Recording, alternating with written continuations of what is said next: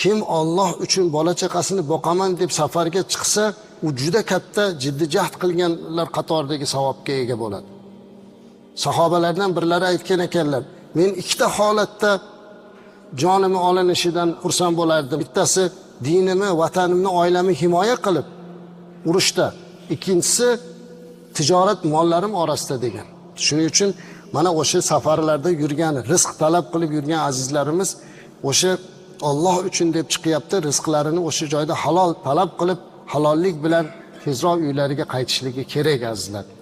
O'sha joyda yurganlarning haqqiga bu yerda duo qilib turish kerak. Musofirning duosi mustajab. Ular yurtini haqqiga duo qilsin. Musofirni nonini yeyishlik uchun temirdan tish kerak deb qo'yadi xalqimiz. Oson emas boshqa joyda yurishlik.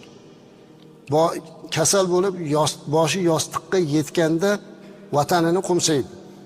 Bola chaqasini eslaydi, ota-onasini eslaydi. Musofirchilik oson emas. Alloh mana shu safarlarda o'zi baraka bersin, ularni muhofaza qilsin. Lekin ba'zan shunaqa bo'ladiki, ketgan maqsadsiz, nima qilayotganini bilmasdan sarson sarkardon bo'lib yurishlardan ko'ra vatanga, yurtga qaytib bo'lish kerak. Shu yerda yashasin. Ammo bola chaqasini ham eslamasdan chiqib ketib, bunaqa holatlardan ham guvoh bo'lyapmiz.